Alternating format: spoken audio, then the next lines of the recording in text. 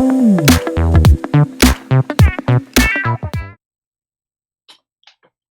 afternoon, everyone. My name is Oriana Mandolfo, and I'm a PhD student working in Brian Bigge's lab. Okay, wait a minute. I'm going to introduce you first. Don't worry.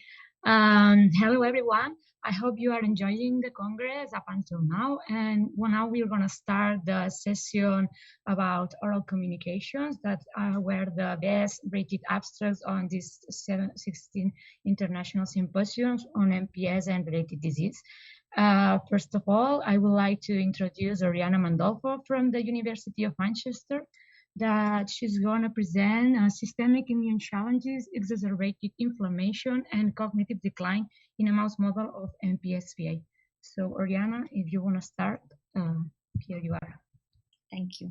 So good afternoon, everyone. As already said, I'm Oriana Mandolfo, and I'm a PhD student working in Brian Bigge's lab at the University of Manchester. And today I will present this project, which focused on how systemic immune challenges exacerbate inflammation and cognitive decline in a mouse model of MPS IIIA. First of all, I would like to start from giving a brief introduction on Sanfilippo syndrome A. Sanfilippo syndrome comprises 4 subtypes of clinically undistinguishable MPS diseases, which are characterized by lysosomal accumulation of heparan sulfate. Overall, it has an incidence which varies between 0.28 and 4.1 per 100,000 live births, with type A being the most common subtype in Northwest Europe. MPS IIIA is caused by deficiency of the enzyme sulfamidase, and in contrast to other MPS types, it does not present major somatic symptoms, yet extended neurological impairment and behavioral abnormalities are observed in these patients. Unfortunately, there is no current disease-modifying therapy for MPS IIIA. In fact, by being mostly neurological, the current therapeutic approaches which are in place for the MPS type, such as enzyme replacement therapy and allogenic hematopoietic stem cell transplantation, do not provide benefit to the cognitive decline observed in MPS IIIA. Contrarily, recent ongoing clinical trials based on hematopoietic stem cell directed gene therapy have proved to be beneficial to some patients. So many physicians, including those at the Royal Manchester Children's Hospitals, have observed that MPS IIIA patients suffering from viral infection appear to deteriorate more rapidly with regards to cognitive decline. In addition, other research groups have also observed the same situation in both patients and animal models of Alzheimer's disease, Parkinson's disease, and prion disease. And this led us to the hypothesis that viral infections may promote cognitive decline, likely through an exacerbation of existing neuroinflammation. In order to test this hypothesis, we decided to inject poly-IC in our MPS IIIA mouse model. Poly-IC is a viral mimetic, which triggers an immune response, which resembles the acute phase of a viral infection. And so basically what we did was to inject, to use both wild type and MPS IIIA mice, and treat them either with saline or 12 milligram per kilogram poly-IC, which is a dose which is known to induce a sickness behavior response, which is characterized by loss of body weight and hypothermia. Therefore, in order to be sure that poly-IC was working, we basically checked the body weight at 3, 6, and 24 hours post-administration, and same as the borrowing activity, which was checked at 6 hours post-administration. As we can see in figure B, both wild type and MPS IIIA mouse models, which were treated with poly-IC, basically displayed a reduction in the total body weight at 6 hours and 24 hours when compared to the saline controls.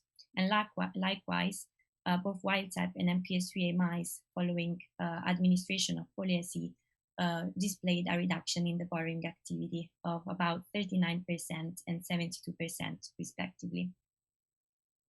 We then decided to check the inflammatory cytokine responses following poly-IC challenge. We started from serum, and basically we observed an upregulation of TNF-alpha in both wild type and MPS IIIA mice at 3 hours post poly-IC administration, an upregulation that got resolved around 24 hours. With regards to interleukin-1 beta, we observed an upregulation, a 3.6-fold increase in MPS IIIA mice all over all time points, and this upregulation remained significant at 24 hours, only in the MPS IIIA mice. As far as the brain is concerned, we also check the cytokine responses. And as we can see in figure C, we have TNF-alpha gene expression, which followed a similar pattern as what we observed in serum, with an upregulation at 3 hours post-challenge in both wild type and MPS3 mice, and resolution around 24 hours. A similar pattern was also observed for interleukin-6 cytokine. As far as interleukin-1 beta is concerned, again, we observed a 5.8-fold increase in MPS3 mice treated with Poly-IC, and again, this remained significantly upregulated at 24 hours. As far as interleukin-1 RN is concerned, we observed an upregulation in both groups at 3 and 6 hours post-administration, and again, an upregulation that got resolved at 24 hours. And finally, as far as interleukin-10 is concerned, we did not observe any upregulation in the wild-type mice, while we observed upregulation in the MPS3 mice at 3 hours post-administration. So then we decided to check the antiviral response induced by Poly-IC in the brain. Basically, we observed an upregulation of interferon beta-1 gene expression level at 3 hours post-administration in both groups, although this was only significant in the wild type. We also checked TLR3 and we observed a 1.5-fold increase in the wild type mice at 6 hours post-administration, and a 1.3-fold increase in MPS3 mice at 3 hours post-administration. As far as MDA5 and RIG1 genes, we basically observed an upregulation for both wild type and MPS3 mice at 3 and 6 hours post-administration. And interestingly, only RIG1 remained significantly upregulated at 24 hours. We also decided to check the protein expression level of interleukin-1 beta in the brain, and we observed an exacerbation of its expression only in the MPS3A mice following Poly-IC treatment. And this was complemented by a caspase-1 activity assay, in which we basically observed an increased activity in MPS3A mice treated with saline, which was again further exacerbated when these mice were treated with Poly-IC. We then decided to check the neuroinflammation levels in the mice. And in figure A, we can see astrogliosis. And basically what we could observe, this was an upregulation of an activation of astrocytes when the wild type mice were treated with Poly-IC, but this got resolved at 24 hours. And contrarily, we did not observe an exacerbation of the existing astrogliosis in MPS3A mice. But interestingly, there was a dropout in the total number of astrocytes at 24 hours. With regards with microgliosis, we observed microglia priming in wild-type mice following Poly-IC, but no further exacerbation of the existing microgliosis in MPS3 mice. Finally, we observed a neuronal dropout in the hippocampus of MPS3 mice treated with saline, which again was further exacerbated when these mice were treated with Poly-IC. We then decided to check whether this neuropathology was followed by behavioral outcome. And basically, we performed long-term experiments in which wild-type and MPS3A mice were treated with different doses of Poly-IC and over 3 months. And then the spatial working memory was assessed through YNAS. And as we can see in figure A, MPS3A mice normally have a reduced spatial working memory compared to the wild type, and this was further exacerbated when the mice were treated with Poly-IC. Likewise, MPS3 mice are known to be more hyperactive than wild type, and this phenotype was again exacerbated when the mice were treated with Poly-IC. Finally, we decided to check the innate immune response in the spleen following Poly-IC, and basically the innate immune system was activated in response to Poly-IC in both wild type and MPS3 mice. But there was no significant difference in the activation of neutrophils and dendritic cells when comparing wild type and MPS3 mice. But interestingly, there was an exacerbation in the activation of monocytes and macrophages when comparing the MPS3 mice treated with Poly-IC with the respective wild type group. So in conclusion, a sickness behavioral response peaks at 6 hours post Poly-IC challenge, which is significantly exacerbated in MPS3 mice. Poly-IC induces both systemic and central nervous system cytokines with significantly amplified interleukin-1 beta responses in MPS3 mice. The sustained interleukin-1 beta response is followed by increased caspase-1 activation alongside astrocytic and neuronal cell death. Repeated poly-IC challenges accelerates the working memory deficits associated with MPS III mice. And finally, poly-IC induces a more exacerbated innate immune response in MPS III mice, which seems to involve mostly monocytes and macrophages. Overall, understanding the mechanism by which systemic viral infection exacerbate neuroinflammation may give insight into how to design and produce anti-inflammatory and antiviral therapeutics. So with this, I just would like to thank everyone for the attention, and I would like to thank my lab, the Stem Cell and Neurotherapies Lab at the University of Manchester, our group leader, Brian Beaker, and all the members that were involved in the project. Thank you, and I'm happy to take any question. Okay, thank you very much for your kind presentation of all your data you have in your lab. I wonder if you have checked if this inflammatory process that is triggered by poly-IC has any effect, for example, in hypoactivity, for example, or in other aspects of behavior rather than, for example, memory deficits that you have showed us in your presentation. I don't know if have you checked other kind of behavioral aspects of that MPS III animal has is already published. No, we've mainly focused on the Y-maze, and so we've just checked the spatial working memory and the hyperactivity. So as observed, we observed this increased hyperactivity as well in both wild type and MPS III mice when treated with poly-IC. Although I have to say that unfortunately we didn't go any further with the analysis of the tissues from those mice.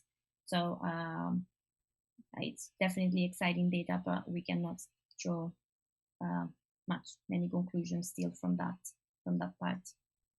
Okay, and this increased inflammation has any effect on, I don't know, lysosomal distension or heparan sulfide accumulation? I mean, it's like a second step after this heparan sulfide accumulation, or has also a back forward effect? I mean, does any effect on heparan sulfide or accumulation? Or we haven't really checked the effect on heparan sulfate accumulation. Our idea is that, of course, throughout the disease, there's this progressive accumulation of heparan sulfate, but we think that the whole process can be further exacerbated from an inflammatory point of view when obviously these children are exposed to an infection. Okay, and regarding about that, for example, if you have a viral infection of I don't know, a flu or whatever, another kind of disease that can trigger, for example, an inflammatory process in, I don't know, sometimes it could be the CNS or just a systemic, systemic body. Do you think that maybe sometimes there is no correlation between phenotype and genotype, because could be maybe, I don't know, that is related to different kind of viral infections that can modify the progression of the disease? I don't know if I explain correctly, but I mean, if there is a viral infection, could affect this progression of the disease because trigger this inflammation process in another ways than that of triggered by the heparan sulfate itself. What we think is that the NLRP3 inflammasome may be involved in the amplification of the disease, because basically we have observed this caspase-1 active increase in the MPS III mice following poly-IC, and caspase-1 is known to be at the very end of at the end of the pathway of the NLRP3 inflammasome, and that leads also to the release of and maturation of interleukin-1 beta. So we think that probably this pathway is further amplifying the disease and driving the disease mainly from a neurological point of view. Okay. Great. I'm gonna check if there's another question. Is this generalizable to say that families of MPS III children need to be extremely careful regarding making sure their kids don't catch the common cold, flu, etc.? Well, I think more or less have you answered, but I think you can get a good point, a point on that. Yeah, I would think so. So you mean that they don't have to be aware, be fear of that. Okay. So, well, I think that's all for now. Thank you very much for your nice presentation, and I think we can move forward to the next speaker. That is Gregor Sweczyn from the University of Gans, and he's gonna talk about gene expression related changes in cellular organelles and proteasome composition and activity in all types of mucopolysaccharidosis. So Gregor, if the presentation is ready, you can start whenever you want.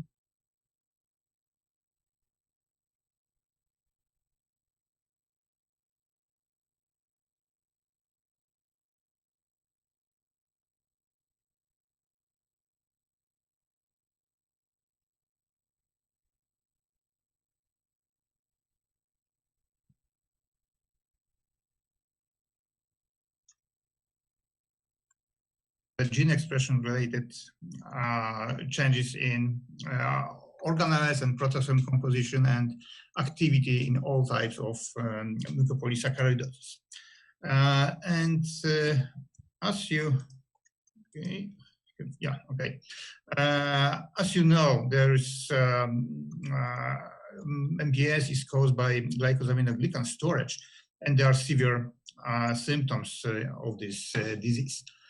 However, the primary cause of MPS is the storage of GAG. However, then there is a cascade of different changes in secondary biochemical pathways, gene expression, and then the disease develops. So the GAG storage is not the only cause of the disease. And the question is, if we treat the disease by any method, can we remove all the symptoms if GAG storage is less efficient? Or should we also consider treatment of the symptoms which appear due to secondary causes? So we focus on genes and ask what genes are misregulated in different MPS. And we tested cells derived from all types of MPS, and of course, if you measure GAG levels, all those cells have increased as we can expect. And we performed transcriptomic analysis by RNA-seq and found that there are hundreds of genes which expression is changed in all MPS type, either or up or down regulate. So then we can divide those genes to different processes. And as you can see, most of cellular processes are affected. I mean, genes coding for proteins involved in those processes. And you can see the numbers of genes involved in different processes which are changed in particular MPS types.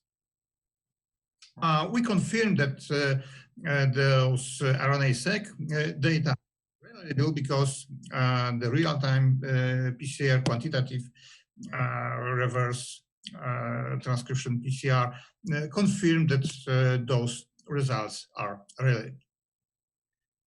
Well, we can also see what genes involved in function and structure of different organelles are affected in MPS cells. And as you can see, in all types, there are such genes, and we can divide them to particular organelles, like nucleus, ER, cytoskeleton, Golgi, and so on. So we tested how much particular organelles are changed. And of course, the lysosomes are changed in all MPS types. But if we perform electron microscopy studies, systematic electron microscopy studies, we found that all those organelles are changed, like nuclei or mitochondria. Mitochondria are very changed in MPS types. Golgi as well is affected in all those cells. And ER, as we heard today in the lecture by Dr. September, they are changed in ER in many MPS types. Okay, so we ask, if we treat those cells by enzyme, can we reverse all those changes? And here you can see MPS 1 and MPS 2 treated by aldurazyme or elaprase, and the level of GAGs, of course, is normalized. However, what happens if we look for different organelles? So if you can look at lysosomes, they are, well, there is a trend to normalization, but not to the normal level. Mitochondria, again, the same, and Golgi apparatus is not normalized at all after treatment with the enzyme. And ER can be normalized in MPS 1 by the enzyme replacement therapy. If we focus on particular proteins whose genes are up or down regulated, we found that some genes, like coding for peristeen and CAPG, they are still upregulated even after treatment with the enzyme. Here is an example of MPS 1 and aldurazyme, and you can see that you cannot normalize the level of those proteins even if GAG levels are normalized. So it means that some changes remain in cells even after GAG treatments. Okay, so then we focus on the proteasomal functions, and found also that the genes coding for proteasomal functions are also changed significantly in all MPS types. Here you can see the heat map of the genes which are the most severely changed.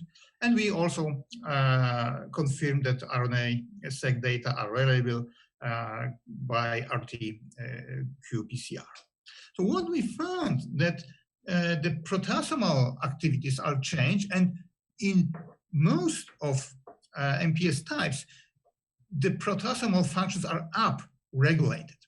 Okay, so we decrease we could decrease such a level by substrate reduction therapy using genistein, which is known to inhibit synthesis of GAGs, but also is able to activate autophagy process.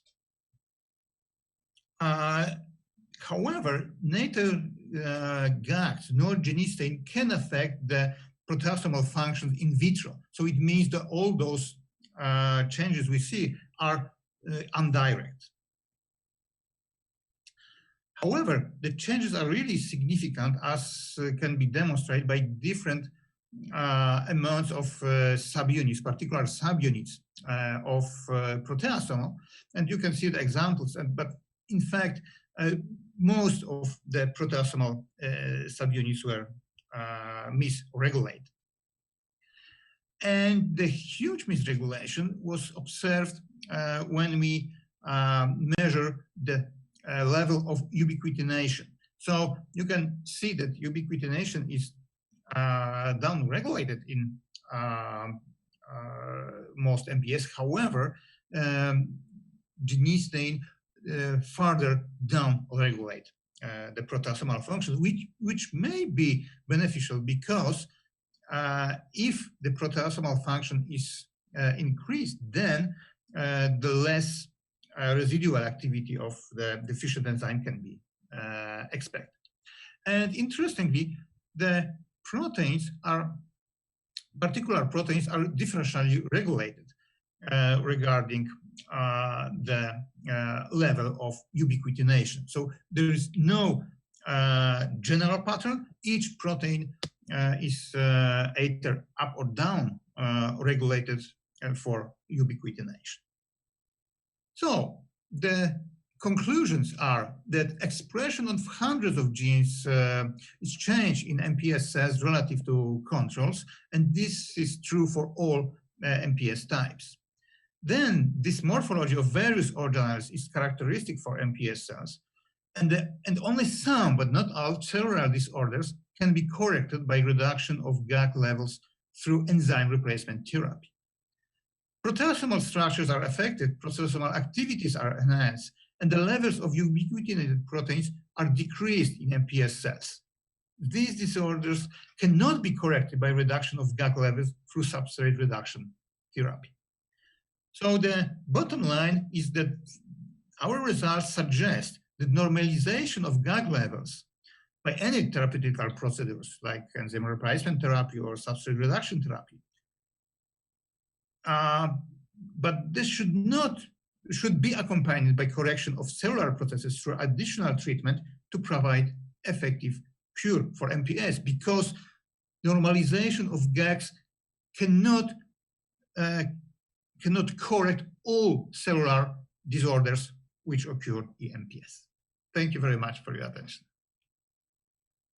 Okay, thank you very much for your nice presentation, nice talk, and well, happy to listen to you.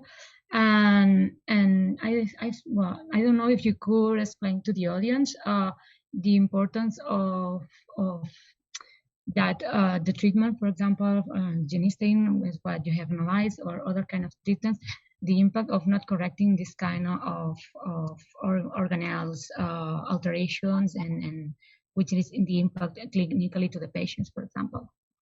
Yeah, so our results indicate that perhaps no single therapy can be really effective. Okay, so perhaps you have to combine different methods to get real cure. And as you can see, so genistein can improve some, but not all. And even enzyme replacement therapy can improve different disorders, but not all the symptoms which occur. We don't know why some symptoms cannot be corrected by reduction of GAG. Perhaps there are some processes which if disrupted, cannot go back even if we decrease the GAG level to the normal level. Okay, and have you checked maybe to treat patients, animal models at really early in life, just for example, to detect if you can counteract this kind of pathology? Yeah, we are doing these experiments now, and indeed, if you start the treatment very early, then you can prevent the symptoms, and because you have to start before the GAGs are accumulated to the level the cascade has started. Okay. Well, I'm gonna check. Well, there is no other questions about your presentation, so I will say thank you very much for your talk, and we can move forward to the next presenter. That will be Patricia Dixon from Washington University in St. Louis. She's gonna present the following talk entitled Intracerebroventricular Recombinant NAGLU IGF-2 Improves Behavior and Lifespan in Sanfilippo B mice. So Patricia, whenever you want, you can start your presentation, and thank you all for your attendance and okay, let's move on.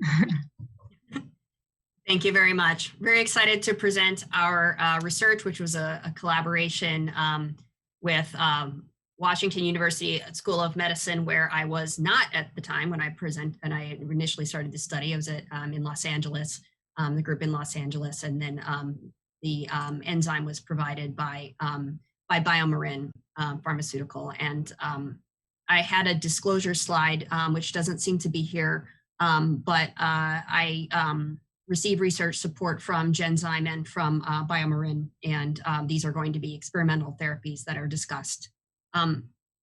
So just as a point of background, we had previously studied NAGLU IGF-2 as a form of enzyme replacement therapy for Sanfilippo B syndrome, due to the fact that NAGLU, which is the enzyme deficient in Sanfilippo B syndrome, when it's produced recombinantly, is not properly manna-6-phosphorylated. And this is something that had been demonstrated previously by the Neufeld lab as well as by the Hopwood lab.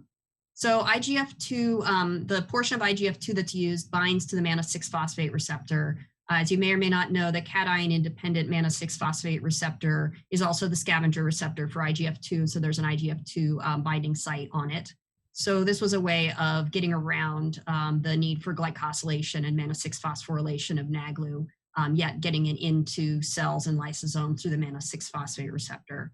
So our first study shown here in the middle is an in vitro study showing intracellular uptake into human Sanfilippo B fibroblasts with either recombinant NAGLU, which we assume is not manna-6-phosphorylated, and NAGLU IGF-2, showing improved uptake with the IGF-2 ligand. And then we also had collaborated with BioMarin studying a research form of NAGLU IGF-2 in mice. These were adult Sanfilippo B mice and controls.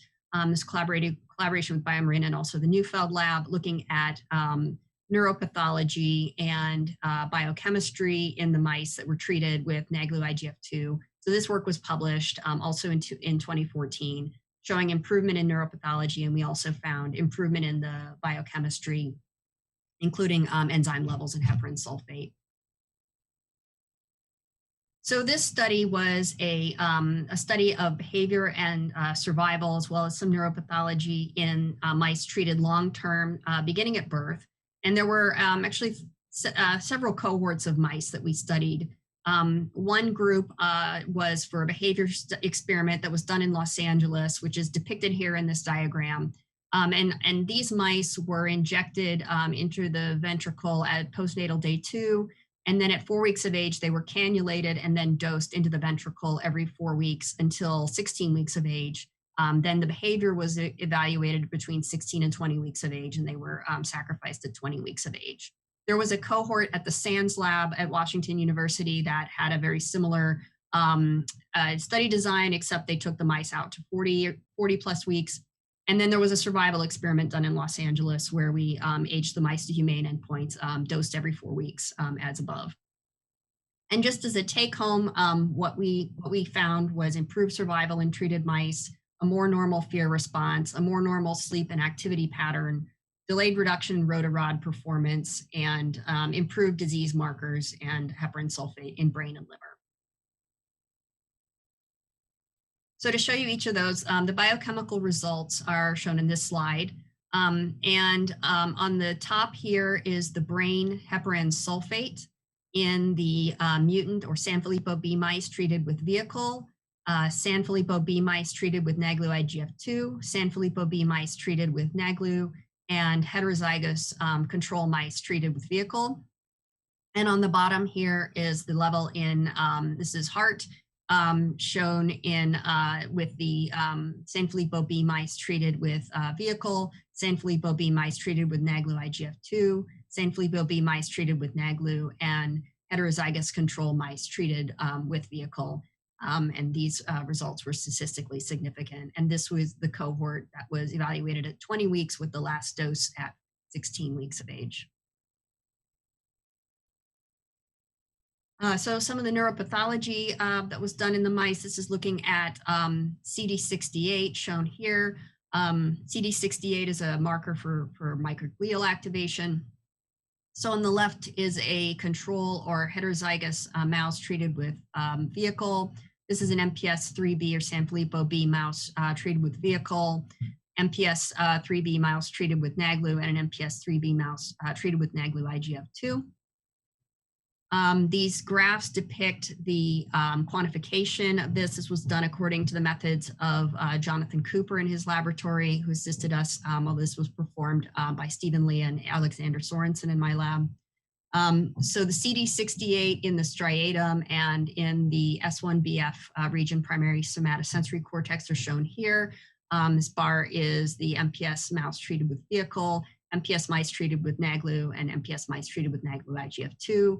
And then on the left are all the controls, either treated with vehicle, NAGLU, or NAGLU IGF-2. And then these two plots demonstrate the LAMP or lysosomal associated membrane protein staining in the striatum and in the S1BF area of the brain. Again, this middle bar is the MPS mice treated with vehicle, and then NAGLU and NAGLU IGF-2 are the bars on the right. Sleep was evaluated at the SANS lab done by Joshua Dearborn and Marie Nunez. So this is a mice in the open field looking at dark and distance traveled in dark and light. The groups that they used were mutant treated with vehicle, mutant treated with NAGLU IGF-2, heterozygous control mice treated with vehicle, and heterozygous control mice treated with NAGLU IGF-2, studied in dark and light for activity. So these are the mutant mice treated with vehicle here. Then the treated mice with NAGLU IGF-2 are here, and the HETs are shown here on the right. And then the bottom graph here are the number of rears in dark and light. Again, the mutant or Sanfilippo B mice treated with vehicle are shown here. This second set is the mutant or Sanfilippo B mice treated with NAGLU IGF-2, and then are heterozygotes here on the right.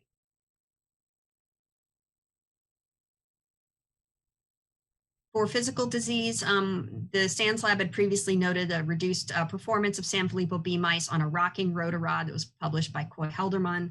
So mice were studied at 32 or 40 weeks that were either heterozygotes treated with NAGLU IGF-2 or vehicle. Those mice are shown here on the top. The MPS 3B mice that were treated with vehicle are shown here on the bottom. And this line depicts the MPS 3B mice that were treated with NAGLU IGF-2.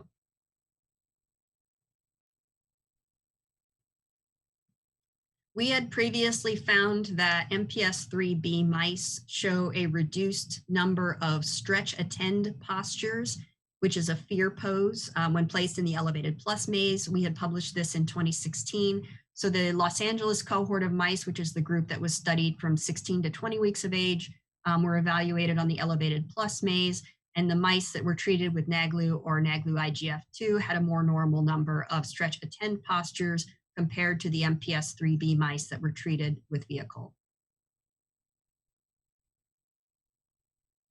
Electroretinography has been shown to be abnormal in the MPS 3B mouse model. This was again studied by Coy Helderman, then in the SANS lab. On the top here, you see the electroretinogram. This was only done in mice that were treated with NAGLU IGF-2. So the open circles here represent the heterozygous mice treated with NAGLU IGF-2, and the filled circles down here represent the Sanfilippo B mice treated with NAGLU IGF-2, illustrating that the electroretinogram, as could be expected, did not normalize with intraventricular enzyme replacement therapy. We also performed a survival study, as I mentioned. So that's shown here in this graph. On the red line here are the Sanfilippo B mice treated with vehicle. The heterozygous mice treated with vehicle are shown here in purple. The green line are the heterozygous mice that were treated with NAGLU IGF-2. And the blue curve here are the Sanfilippo B mice treated with NAGLU IGF-2, demonstrating an improved survival compared to the vehicle-treated MPS 3B mice. So in summary, the treated mice showed improved survival, more normal fear response, more normal sleep and activity pattern, delayed reduction in rotarod performance, improved disease markers and heparan sulfate in brain, and liver improved too. I didn't show that, but also heart. Electroretinogram did not normalize. I do want to mention again that this is the research form of NAGLU-IGF-2, not the clinical form, and that our study was not designed to evaluate the distribution of enzyme either in the tissue or in the cells, because the mice were not sacrificed within a peak time point after the last injection. And that is the end of my presentation. Okay, really nice presentation. Thank you very much for your talk. And I'm delighted about the results. And I would like to answer a question about if you have, you can make a comment on which is the advantage of this fusion protein, because in some data it looks like the recombinant NAGLU will work better sometimes than the fusion one. So what do you have to say about that? Yeah, thank you for that question. So we know that macrophage lineage cells take up enzyme by means that are not necessarily mannose-6-phosphate receptor means. So this work was done really long ago by Mark and Bill Sly with beta-glucuronidase, where if you evaluate the macrophage uptake of an enzyme compared to fibroblast uptake of an enzyme, you see almost a complete inhibition of some enzymes, just say beta-glucuronidase, which is well phosphorylated with mannose-6-phosphate. Whereas in the macrophage, it's only about half. So there was a study that was put together by BioMarin in Cells. It was Yogalingam is the first author, demonstrating that there is a difference in cellular uptake in different cell types in vitro studies between NAGLU-IGF-2 and NAGLU. You know, we see a reduction overall in heparan sulfate in both, but we don't necessarily know which cell types are being treated. So it is very possible that the distribution, both on a cellular and possibly even a tissue level, are very different between the two enzymes. And our study just wasn't designed to evaluate that. Okay. And regarding the electroretinogram data, do you think that maybe if you administer fortnight this recombinant protein will have better assessment in this test, or I don't know? I mean, it's just because it's 4 weeks, or is it the time of the administration, or maybe it's because it's difficult to this kind of protein to enter to the eye and to cross some barrier, or I don't know. Yeah. So the studies for late infantile Batten disease, where they're also evaluating, or they've also been injecting intraventricular enzyme into for the treatment of Batten disease. Those patients and the animal studies too, from my understanding, they do not improve or prevent retinal disease. It might attenuate it, but doesn't prevent retinal disease.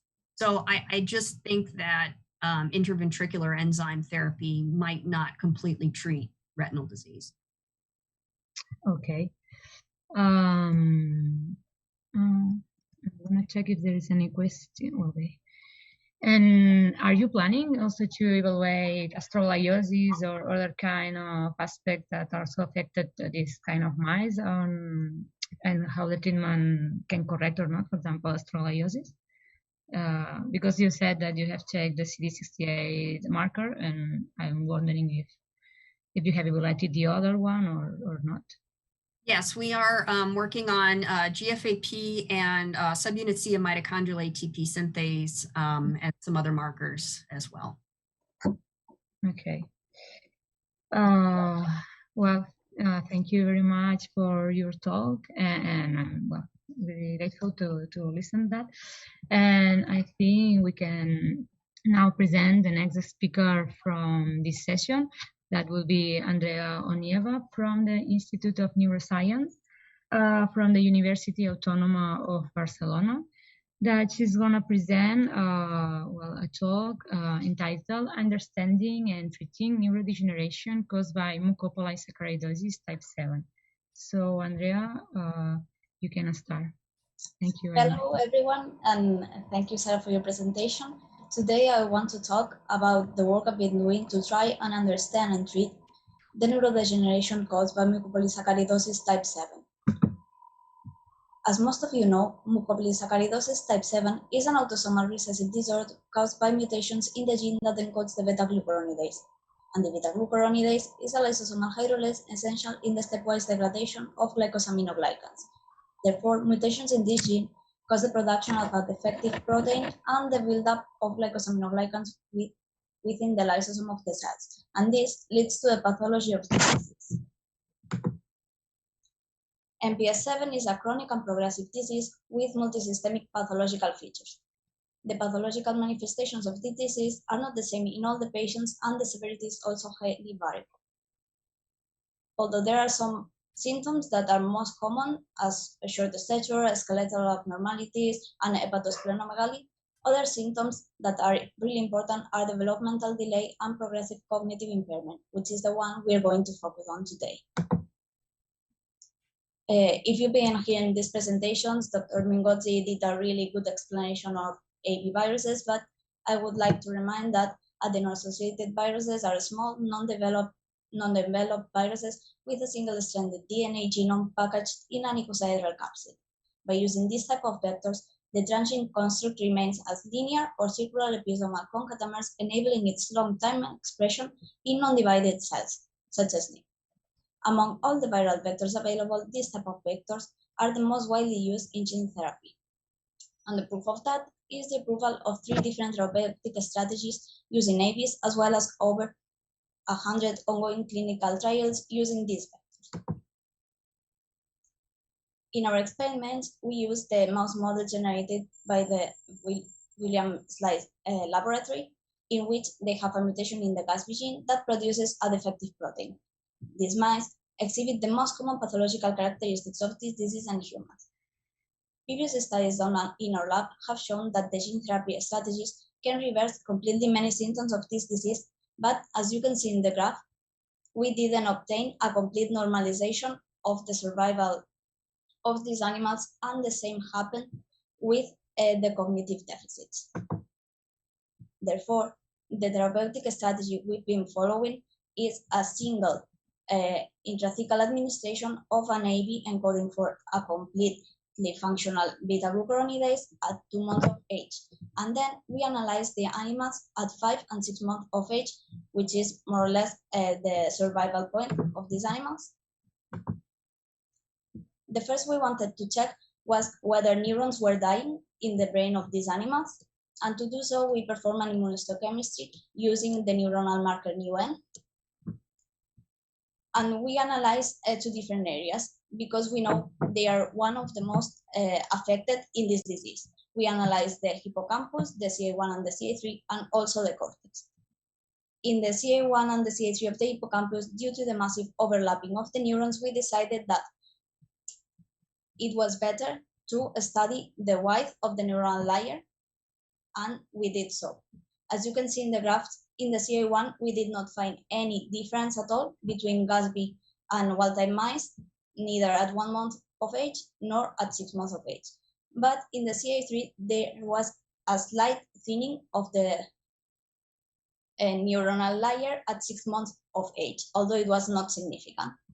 In the cortex, we did count the neurons, and what we saw was that in the prefrontal cortex, besides the high variability we observed at 6 months old, we did not observe any difference between the GASB animals and the wild-type animals. But in the entorhinal cortex, there was a tendency to decrease in the number of neurons in the GASB animals.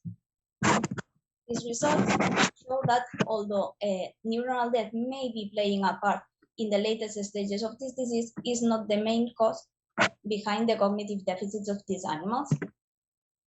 Therefore, we decided to perform a more detailed study and analyze the dendritic spines in the entorhinal cortex and also the CA1 and the CA3 of the hippocampus. To do so, we collaborated with the laboratory of Silvia Ginés in Barcelona to perform a technique called GenGAN. Using this technique, what we obtained was a holistic fluorescent marker of neurons in the different areas we wanted to study. You have here a representation, an example of the image we obtained, and as you can see in the graph, we found a significant decrease in the number of dendritic spines in GASB animals in all the brain regions we studied. Although, as you can see here, the biggest difference we found was in the cortex. Then we used a similar technique, the Golgi-Cox staining, to check if our therapy affected this phenotype we had just found in the Casby maps. This is an example of the type of pictures we obtained, and as you can see in the graph, the decrease in the dendritic spine that we found in Gatsby animals was recovered by our therapy in the treated animals in the 3 regions analyzed, although the CA1 was not significant. Interestingly, when we started studying protein expression in the brain of these animals, we found an increased expression of the complement protein C1q. Besides its function in the complement pathway, C1q has been found to be involved in synaptic pruning, and therefore could be related to the decrease in the number of spines I just explained. In here, we analyzed both cortex and hippocampus in animals at different age points, and as you can see in the graph, both cortex and hippocampus, there's an accumulation or an increase in a level expression of proteins of the C1q. And as it's clear in the graphs, you can see that the accumulation starts at 1 month old, but it's higher at 3 months old. Furthermore, we observed that the C1q protein happened in total protein extracts, as you can see here, but was exacerbated if we purified a synaptosomal fraction. This further supported our hypothesis that this increase could be related to the synaptic pruning that may be happening. Moreover, as you can see, our therapeutic approach was able to reverse this decrease in C1q protein levels and make them drop back to levels similar to those of the wild type.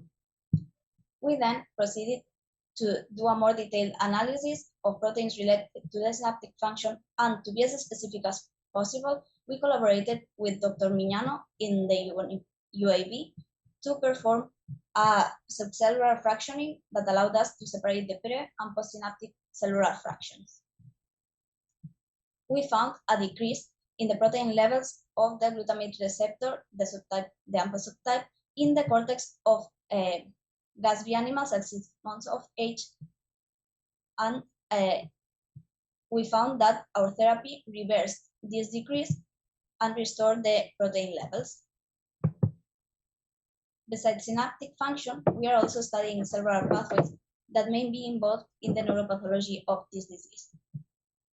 Interestingly, we found an overexpression or an increase in the level of protein of cathepsin B, and this is highly interesting because besides its activity in the lysosomes, cathepsin B is involved also in the activation of procaspase and interleukins, chronic activation of nuclear factor KPB, degradation of mitochondrial transcription factor A, and cell death and elimination of beta-amyloid peptide, meaning that it could also be an important player in the neuropathology of this disease.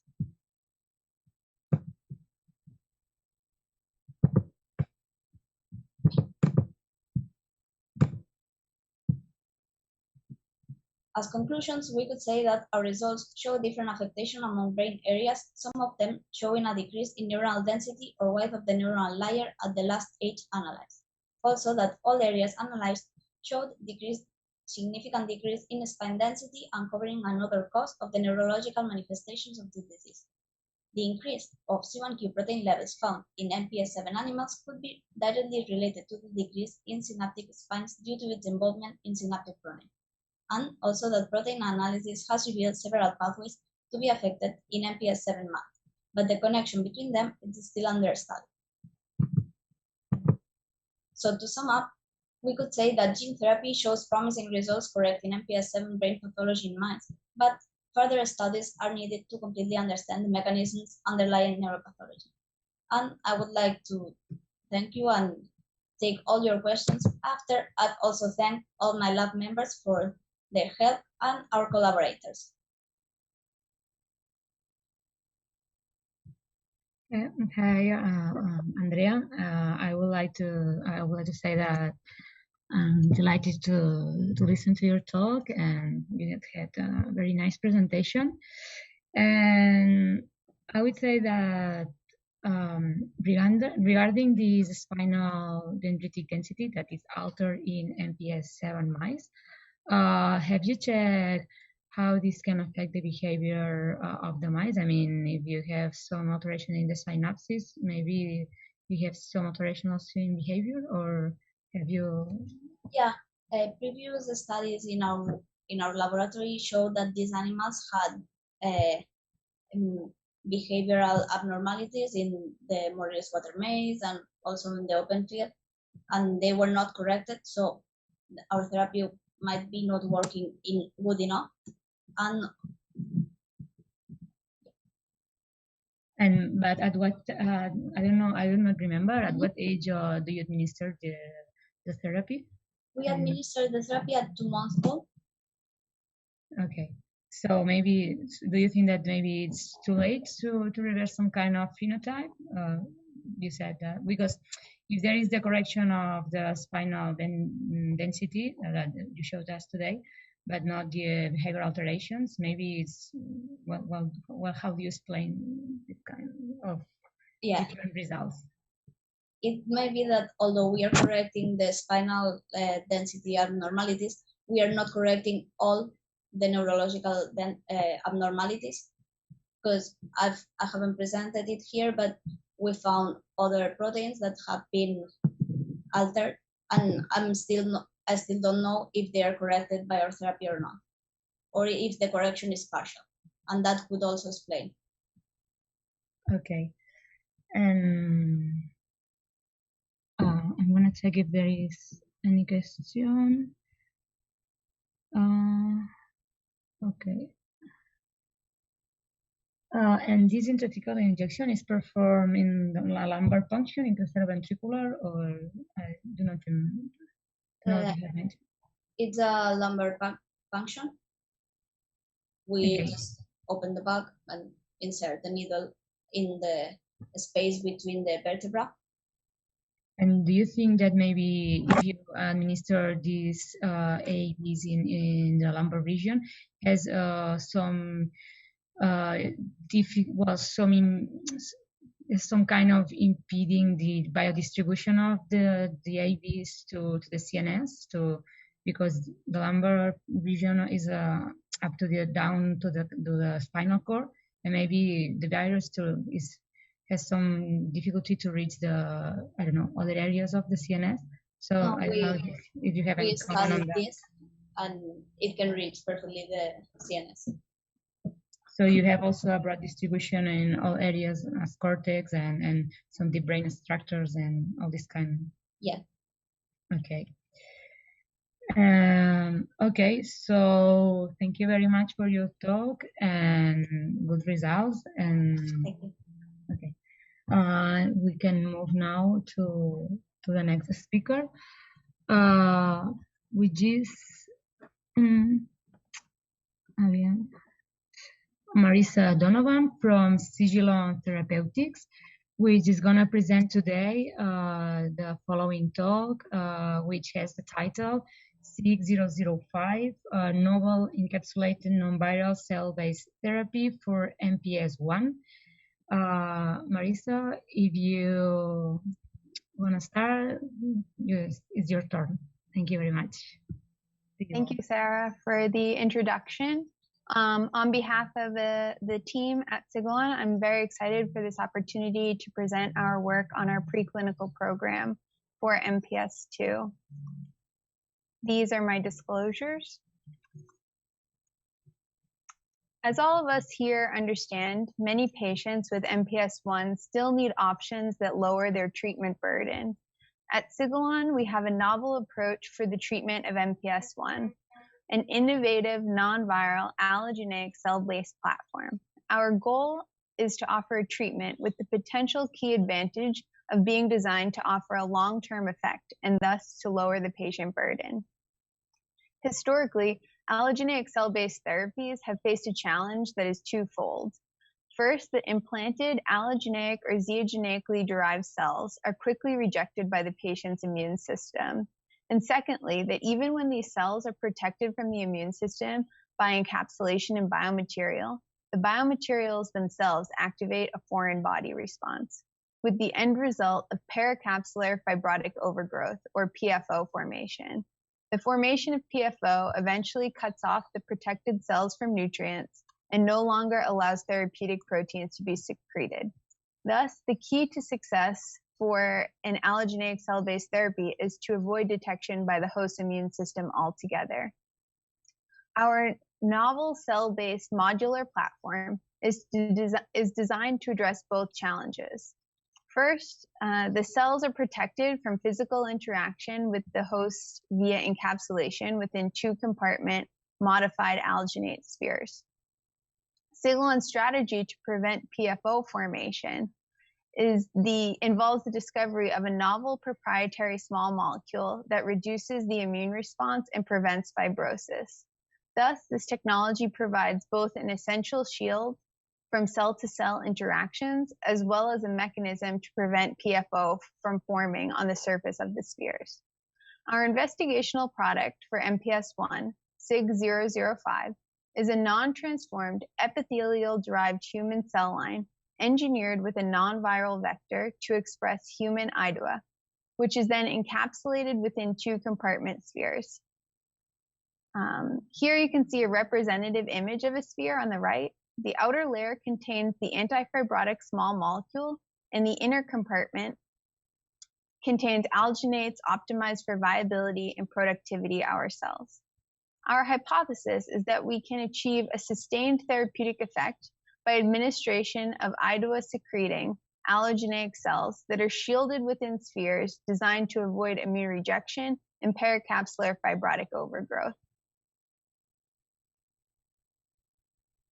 This workflow illustrates how our investigational products go from research through development at Sigilon. We begin by engineering cells to express human IDUA. Then we evaluate the IDUA secreted from our human cells for biochemical and functional characteristics. Once we are confident that the IDUA secreted from our engineered cells is functional, we encapsulate the cells within the two-compartment spheres. Here in figure 3, you can see the dual lumen needle used to generate our spheres. From there, we evaluate the IDUA production from the spheres to determine if the levels are in a range we would consider potentially therapeutic. Once we've completed this in vitro characterization, we move forward to implant in vivo, in this case in the IP space of the MPS I Hurler mouse model. We began by designing a proof of concept short-term PD study where we implanted 3 doses in MPS mice for 9 days. The 3 doses correspond to different volumes of spheres. We observed no adverse safety signals at any dose, and we observed a dose response in the level of liver IDUA activity shown in this graph on the left, as well as a reduction of total GAGs as measured by LCMS shown in this graph on the right. Specifically, all doses resulted in a significant reduction of total heparan sulfate across all measured tissues. When we specifically look at liver, we can see a greater than 75% reduction. A smaller but still significant lowering of heparan sulfate accumulation was seen in harder to target tissues like the lung and the heart. With the high dose, we have approximately 50% reduction of heparan sulfate in these tissues by 9 days. These data demonstrate that SIG005 reduces heparan sulfate buildup across MPS I mouse tissues, even at the lowest dose, by 9 days post-administration. One of the main goals of the Sigilon platform is the long-term durability and stable secretion of therapeutic proteins. We have demonstrated that encapsulated engineered cells produce sustained levels of therapeutic proteins long-term, both in vitro and in vivo. On the left is a measurement of the production from spheres kept in culture for 24 weeks. We observed sustained production of active human IDUA from SIG005 over this time period. The graph on the right is data from a 6-month efficacy study in immunomodulated MPS I mice. The study involved a pre-dosing regimen of hyaluronidase, followed by a washout period, and then the mice were either dosed with a single administration of SIG005, shown in green, a weekly hyaluronidase infusions, shown in orange, or left untreated, shown in blue. Here you can see the substrate is already beginning to reaccumulate by 1 month in the untreated control plasma. And for the SIG005 treated mice, there is a significant sustained reduction in plasma total heparan sulfate over the course of the study that is comparable to the currently available enzyme.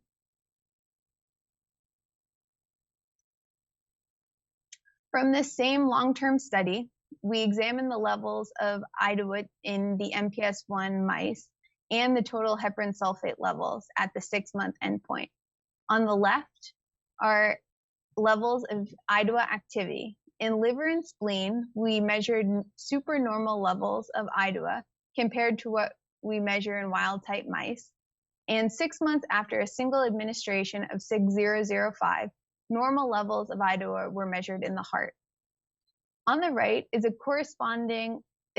graphs of corresponding lowering of substrate that we observed. In liver, we observed a greater than 95% reduction of total heparan sulfate, and in heart and lung, an approximately 60% reduction.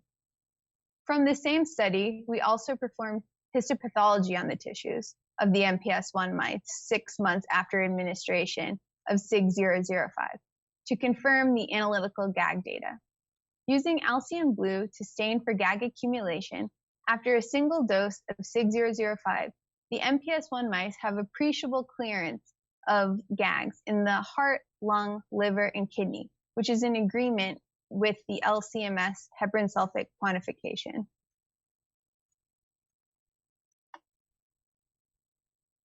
In our final analysis from this 6-month long-term study, to further evaluate the correction of the Hurler phenotype in the MPS I mouse model, we examined changes in the bone phenotype post-administration by micro-CT.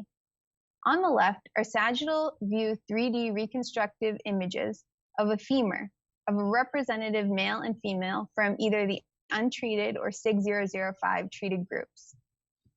The SIG005 group has an obvious reduction in trabecular bone volume and in connectivity density compared to the untreated MPS I mice.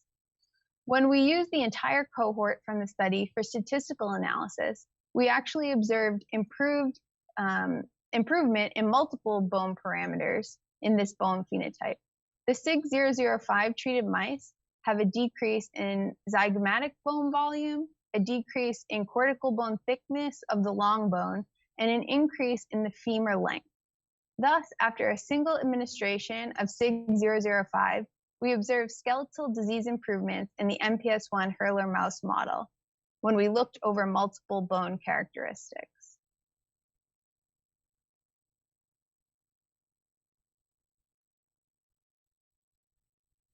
In conclusion, encapsulated engineered cells produce active human IDUA and are able to produce continuous levels of enzymes for 6 months in vitro.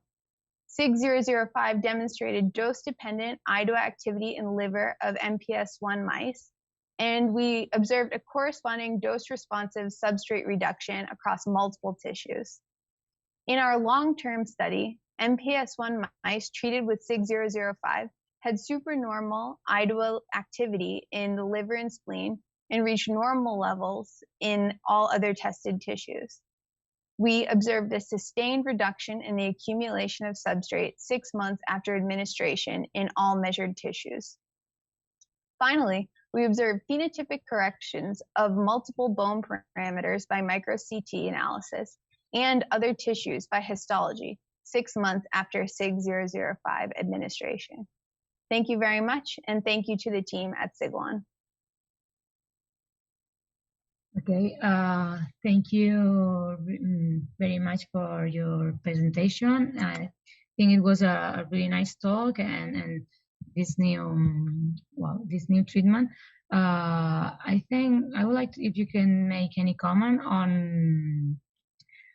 on the pros and cons about this kind of treatment, and for example, about hematopoietic stem cell therapy, when it's combined with gene therapy, for example, that there is an overexpression of the deficient enzyme. So, which is the advantage of this kind of cells injected compared to the other one, to the other previous treatments? Sure. So in many cases, we think that it can be a treatment alongside some of those other treatments, but I think the most important advantages is that it doesn't involve any immune suppression or conditioning regimen, and it would be better than, or it would have the potential advantage over enzyme replacement therapy in terms of continuous dose level in tissues versus peaks and troughs seen with that, as well as in general a lower patient burden due to lack of infusion time. And compared to hematopoietic stem cell therapy, I mean, when you administer your own, well, you condition the patient, you take out those cells, and then you treat with lentivirus and infuse it into the patient. Right. So there's also, I think, another key advantage is that there's no integration into the patient's own cells. So in that case, there may be less of a risk. The other advantage is that we could redose and potentially remove depending on the needs of the patient, which isn't normally something that works with gene therapy products. This kind of cell types that you have used, they can migrate, for example, as in hematopoietic stem cell transplantation to the brain and counteract the CNS pathology, and may become, for example, resident microglia. Well, I mean, if this kind of cells can cross the blood-brain barrier and correct this kind of phenotype that also MPS I patients has in the severe forms of the disease. Sure. So so currently we're looking at systemic. This would be an IP implantation, so systemic treatment. Although at Sigilon we're working on multiple approaches to access the CNS for lysosomal disorders. So either via direct implantation, or we're also in the works with multiple collaborations in order to potentially use a fusion enzyme that would work within our technology to potentially cross the blood-brain barrier. Okay, and have you had any data on behavior alterations and survival after this treatment? I mean, I think that's a quite good data you presented herein, but I do also think that the data on behavior and survival is also important, because it's how patients clinically, you can see that there is a really improvement on their quality of life and all this kind of stuff that patients suffer during their life. Of course. So I don't think we would necessarily expect a change in behavior due to the fact that we do not think the product is currently accessing the CNS. In other parameters based on like stamina and physical changes, we haven't looked at that in the mouse model, and I don't think that the lifespan of the MPS I Hurler mouse model is as affected as it would be in an MPS I Hurler human patient. So we do not have that data. Also, it's a complicated matter due to the xeno response of putting human cells into mice that we really are running up against around a 6-month terminal endpoint for these types of studies to continue to be expressing. Okay, so thank you very much for your talk and your nice presentation. And now I think we can move on to the next speaker. That will be Marisa Shaw from the University of California in San Francisco, and she will present the following talk that is entitled "In Utero Enzyme Replacement Therapy in Fetuses with Lysosomal Storage Disease, Understanding the Patient Community's Perspective." So Marisa, if you want to start, whenever you want, everything is ready.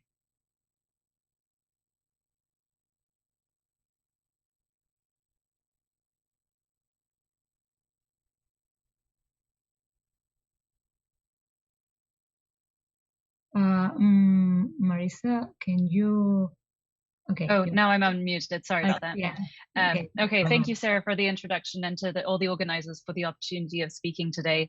I will be speaking on behalf of our entire team here at the University of California, San Francisco, on our phase 1 clinical trial for in utero or fetal enzyme replacement therapy for fetuses with MPS and other storage diseases.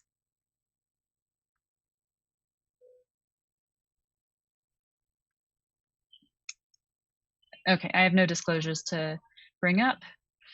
And so we all know that enzyme replacement therapy has been approved for pediatric patients with a number of different lysosomal storage diseases, including different MPS types, but it's limited by 4 key components. The first is that some patients don't survive to birth and thus don't have the opportunity to even receive enzyme replacement therapy. The second is that postnatal or after birth enzyme replacement therapy can result in some pretty significant immune reactions for which the patients need immunosuppression, steroids, etc. The third is that, as we've talked about in other presentations, enzyme replacement therapy can't cross the blood-brain barrier shortly at or after birth, and thus can't treat the neurologic sequelae of these diseases. And fourth, you can have irreversible multi-organ damage that can occur shortly after birth and thus before the child can even receive enzyme replacement therapy. So we think that there's an unmet need to develop more effective therapies for these patients starting before birth. So in utero enzyme replacement therapy has many potential benefits for fetuses, which I just mentioned, with MPS and other lysosomal diseases. And so we recently, earlier this year, opened a phase 1 clinical trial to give enzyme replacement therapy to fetuses with 8 different types of lysosomal storage diseases, and they include MPS types 1, 2, 4A, and 6. And as we're designing these clinical trials, I think there's really been an increasing recognition of how important it is to bring the patient community, the patient and family community, into clinical trial research and design, so that this isn't just a one-sided experience on the academic and industry side. And so the objective of this study was to evaluate the attitudes of parents and patients with lysosomal storage diseases towards fetal therapies and fetal clinical trials. So we partnered with 5 patient advocacy groups throughout the world, including the National MPS Society in the US, as well as the UK MPS Society, and then also other patient organizations for different lysosomal diseases internationally. And so I want to talk about our methods because not surprisingly, there was no validated questionnaire to ask patients and parents about fetal therapies and trials.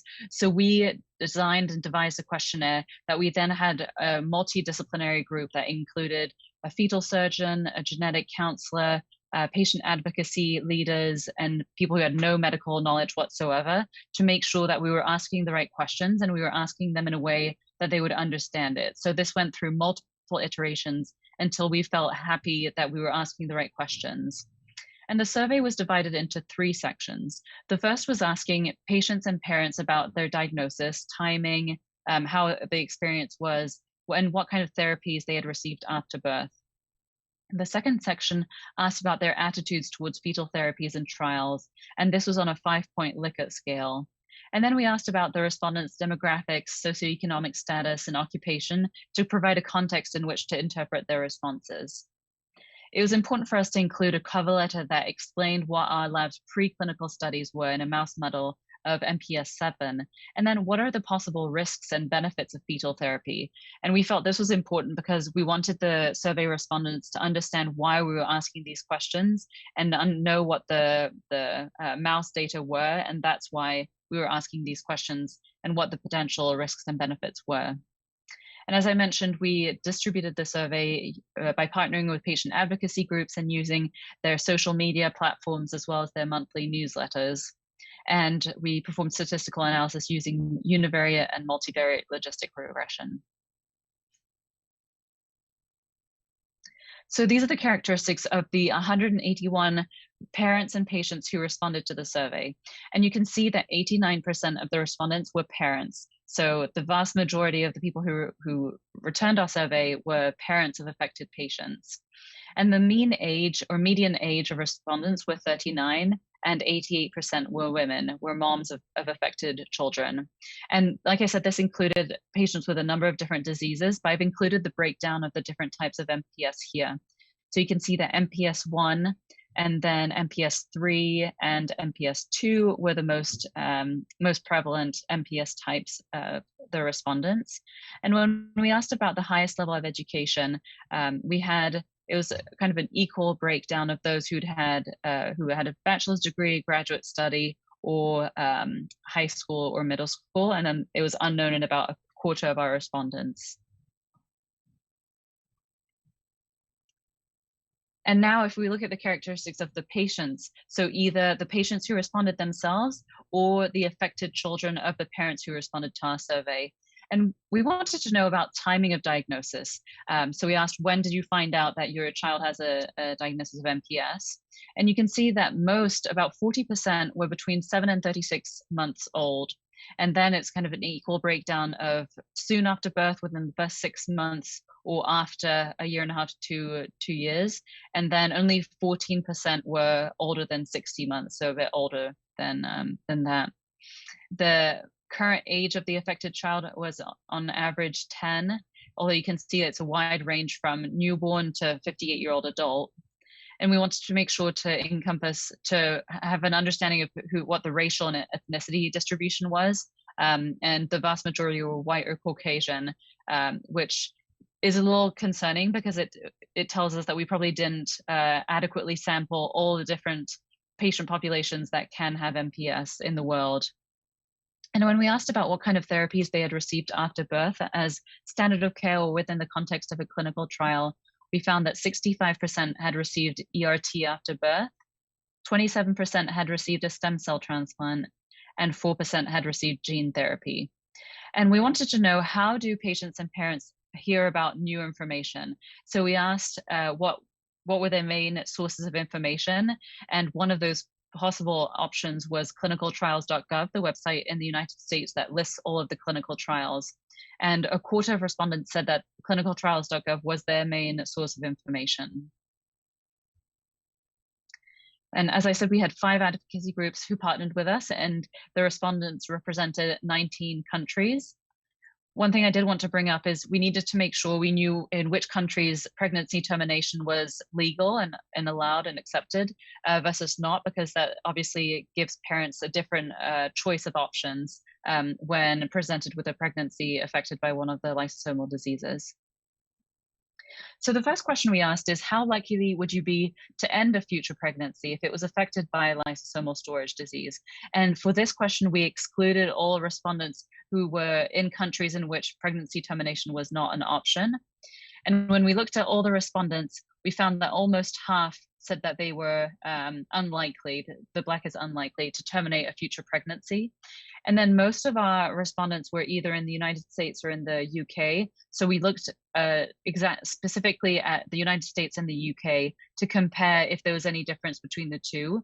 And we found that in the United States, they were significantly less likely to terminate than in the UK, with a p-value of 0.012. When we did a regression analysis to see which factors were associated with the likelihood of ending a future pregnancy, we found that having a graduate education, having a public insurance or healthcare system, and being diagnosed those two were associated with an increased likelihood of ending the future pregnancy, with odds ratios of 3 and 2, but being diagnosed in the first 6 months of birth made it less likely for them to want to end a future pregnancy, as evidenced by the odds ratio of 0.35. And when we did a multivariable regression and plugged in these factors, the only factor that remained statistically significantly associated with the lysosomal storage disease was being in a public healthcare system. Next, we asked, how likely would you be to enroll in a clinical trial, phase 1, so no guarantees of safety or even efficacy, for fetal enzyme replacement therapy? And we found that 55% said that they were likely to enroll. And again, when we broke it down between the US and the UK, it was 63% and 53%, and there was no significant difference between the two. So overall, most respondents would enroll in a clinical trial for fetal enzyme replacement therapy. And the factors associated with being more likely to enroll were being a patient that was younger than 20 years old, having received enzyme replacement therapy after birth. And we hypothesized that a familiarity with ERT after birth may have made parents or patients more likely to be interested in this as a prenatal therapy because they're familiar with it after birth. It's the same medicine. If clinicaltrials.gov was a main source of information, then they were also more likely to enroll in a clinical trial. And then on multivariable analysis, having received ERT after birth and clinicaltrials.gov being a main source of information remained statistically associated with an increased likelihood of enrolling in a clinical trial. So then we framed the question a little bit differently. We asked, well, what if fetal enzyme replacement therapy was a FDA-approved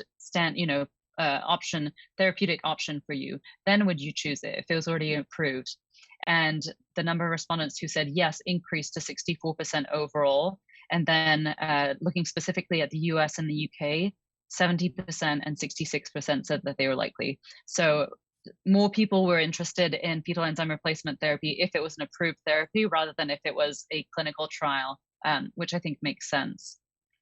And on the regression analysis of note, patients with and parents affected by MPS VI were significantly more likely to be interested in fetal ERT. And then again, if you had received ERT after birth, and if clinicaltrials.gov was one of your main sources of information, then you're more likely to be interested in choosing an approved fetal enzyme replacement therapy. And this remained true on multivariable analysis as well. Our last question was, what is the likelihood of enrolling in a clinical trial for a fetal gene therapy? And if it was, again, phase 1, no guarantees of safety or efficacy. And we found that 46% said that they were likely overall. And when broken down into US and UK, it was 63% in the US and 59% in the UK. So higher interest in the US and UK populations compared to all comers. And despite us asking about fetal gene therapy, we still found that having received ERT after birth made you more interested in enrolling in the clinical trial for fetal gene therapy. And the clinicaltrials.gov remained a significant factor for a clinical trial for fetal gene therapy, both on univariate and multivariable analysis. So I think our conclusions from this study is that the MPS and general lysosomal storage disease patient community has a favorable attitude towards fetal therapy. We found that over half of respondents would consider enrolling in a phase 1 clinical trial to assess the safety and efficacy of fetal enzyme replacement therapy. And we found that familiarity, having received postnatal ERT, so after birth, increased respondents' likelihood of pursuing fetal therapies. And that families who had used clinicaltrials.gov may be more receptive to innovative fetal treatments. So I'd like to thank first and foremost our patients and families, without who we wouldn't have been able to do this research, as well as our partners in the patient advocacy groups, especially the National MPS Society, UK MPS Society, and the others listed here, and our sources of funding from the Mackenzie Lab, UCSF Center for Maternal Fetal Precision Medicine, and the UCSF Transplant Favor G32. Thank you very much for your time, and I'm happy to take any questions. Thank you very much for your talk and all your data you present here in this session. And well, I have one question about, even if the data from this survey is promising to enroll in a fetus clinical trial or in the next future or in the near future, and there's a favorable scenario about that for that. Well, okay. I find maybe a major issue that is if nearly all patients are diagnosed after birth. I mean, wouldn't be difficult to find eligible patients for this trial, or how have you planned to manage this situation? I mean, yeah, that's a really good question. And you're right, from the data and what I think we all know is that most patients are diagnosed after birth. But what we are hoping is that and I think enrollment will be difficult because these are rare diseases. Even though we have the right to include 8 different diseases, each one remains very rare. But we think that the first patients will probably be from families with a prior affected child or pregnancy. And so they know that they are at risk and will be more likely to get prenatal testing. So I think we still need a lot of improvement in prenatal testing for lysosomal diseases. But for now, we're probably going to get referrals from families with a prior affected child. okay. And I want to check if there is any questions. And so haven't you think about the inclusion criteria or the exclusion, or nowadays it's hard to, it's an hypothetical scenario, so have you think on that, or well, it's not hypothetical because our trial is open, actually. It's so open, we've had to think through. okay. Yeah, it opened in April. So we had to think through all of these questions.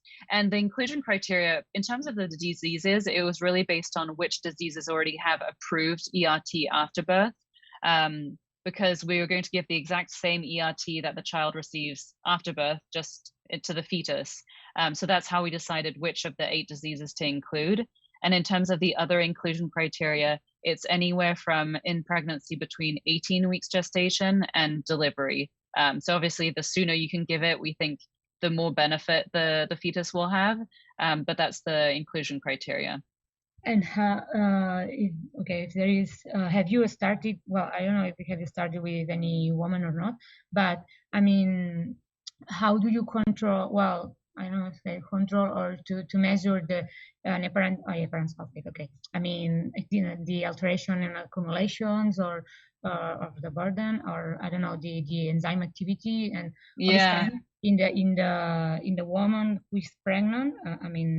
Yeah, so invasive techniques, or how do you will know that this is? How will you know that this is working or not? I mean, right. So you're right. We have 2 patients, right? We have the mom and the baby, and we want to make sure that it's safe and has efficacy for both mom and baby. And so in terms of how the ERT is delivered, it's through an umbilical vein injection, which sounds really scary, but actually it's the way that fetuses get, with anemia for any number of diseases, get blood transfusions. And this has been done in fetal treatment centers around the world for almost 40 years now. So it's a very well established technique. We're just giving a different medication than what they've been giving up to now. And so safety will be one thing. So just making sure that for both mom and the baby receiving the enzyme replacement therapy, it's safe. And then in terms of whether it works, so we'll be taking enzyme levels from the baby and the mom every time we give the enzyme, before birth and after birth. And then we'll also be taking little samples of the amniotic fluid from mom every time we do the procedure, so that we can look at enzyme levels in that as well. And all these techniques are safe for the mom. Yeah. Like I said, it's done for other reasons, and it's very safe for mom. Okay. So thank you very much for your talk. It's great news to know that this is feasible. And I think we can move on to the next speaker, that is Sean Booth from the Medicine and Health, the University of Manchester, and he's going to present long-term outcomes of brain-targeted hematopoietic stem cell gene therapy for mucopolysaccharidosis type 2 in preclinical MPS II mouse model. So, Dr. Booth, if you want to start, thank you very much. Thank you very much. I do apologize for the length of the title as well. Okay, well, thank you very much for having me. So I'm just going to give you an overview of our group's data in hematopoietic stem cell gene therapy for MPS II.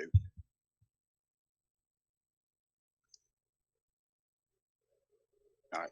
Okay, I think there's a disclosure slide missing, so I'll just state that AvroBio have licensed this therapy following on from this data. So, as many people here will know, MPS II is caused by mutations in iduronate 2-sulfatase, or IDS. It's an excellent condition and results in the deficiency of the IDS enzyme. And this leads to accumulation of undegraded heparan sulfate and dermatan sulfate in the lysosome, leading to a multi-system disease, which includes there we go, sorry. Includes cardiorespiratory disease, organ abnormalities, skeletal abnormalities, and in about 2/3 of patients, CNS degeneration. The current standard of care for this, as with a lot of the conditions that people have been talking about today, is enzyme replacement therapy.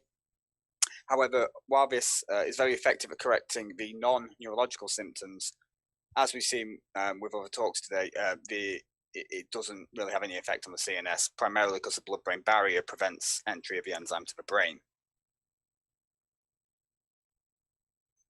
So how do we get around this? So one way of getting around this is with a hematopoietic stem cell transplant, as other people have mentioned, and this is where donor-derived cells will cross the blood-brain barrier following conditioning, engraft in the brain and secrete the enzyme, and potentially cross-correcting it. Now, in the related condition MPS I, this works very well. However, in MPS II, we believe that the level of enzyme that's being secreted is not sufficient to correct the disease.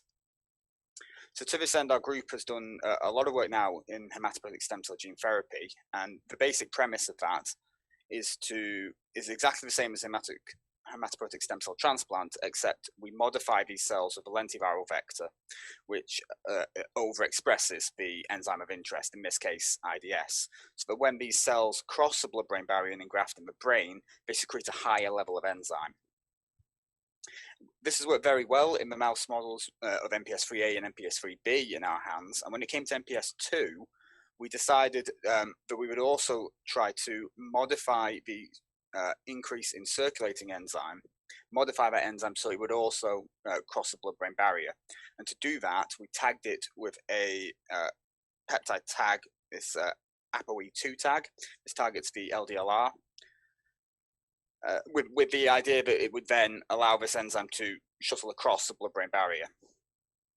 So this is Elaine Gleach, she's a former, should I say, PhD student in our lab who did a lot of this work. And she created this lentiviral vector. So this is codon-optimized IDS linked to this ApoE2 peptide under the control of a myeloid-specific CD11B promoter. And so Elaine took this vector, another vector just expressing the native IDS, so not linked to any peptide, took lineage depleted bone marrow cells from MPS II mice and transduced them and then transplanted them back into the mouse at 2 months of age, along with untransduced cells as a control. The data in terms of engraftment and chimerism and behavior and the 6-month biochemical endpoints we've actually published a few years ago. And today I'm going to be going over our data at the more long-term endpoint, which is about 10 to 12 months post-treatment. So just to very briefly touch on what we've already published, but I don't want to spend too much time on this for obvious reasons. We showed in this publication here that the linker and peptide sequences do not reduce the activity of the enzyme. We showed all treatments will correct the peripherals and non-neurological disease at the 6-month time point. We got superior correction with the IDS ApoE2 tag over native IDS at 6 months. IDS ApoE2 was taken up by endothelial cells more readily than the native enzyme. It increased cellular uptake via mannose-6 phosphate, ApoE-dependent and heparin-dependent receptors.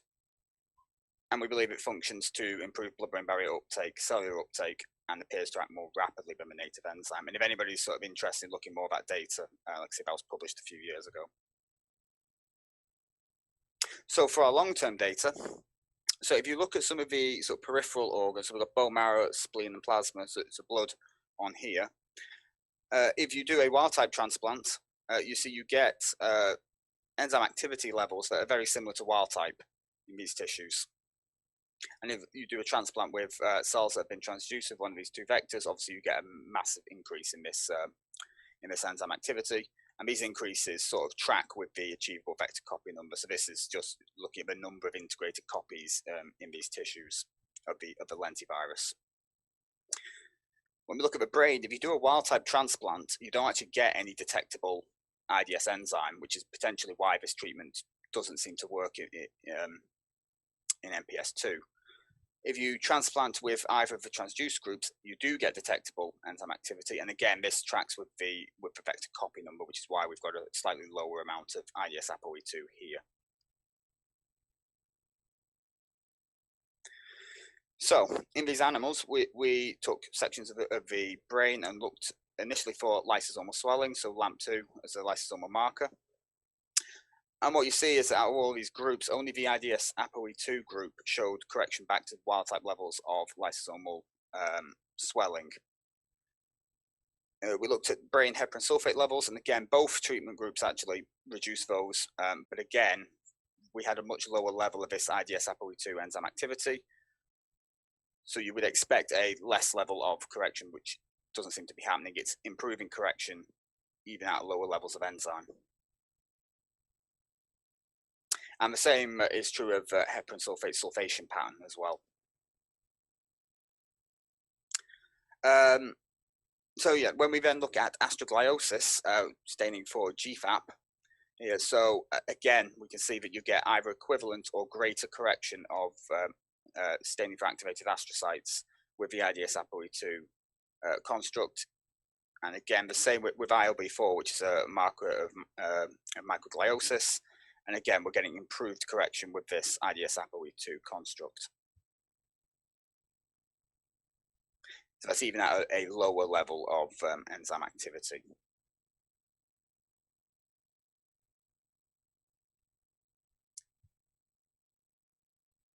Okay, so following off that, we also looked at some of the pathology in other organs as well.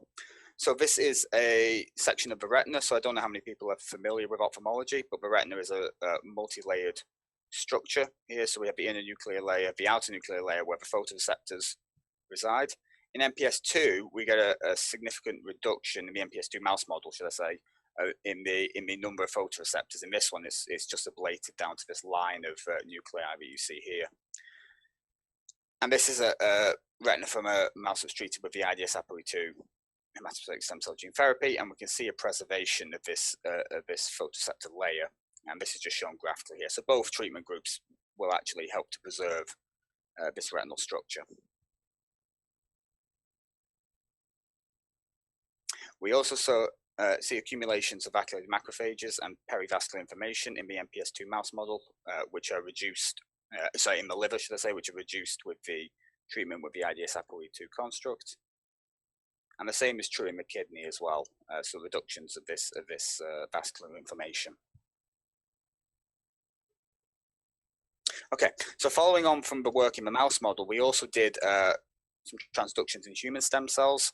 Obviously, this being more relevant to if you were to treat patients going forward.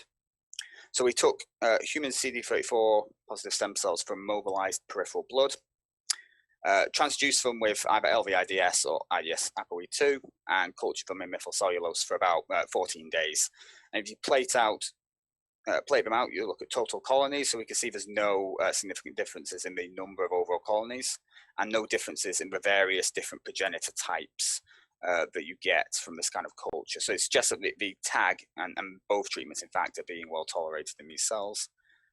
And the IDS activity, again, it is similar when you equate it to the vector copy number of each construct.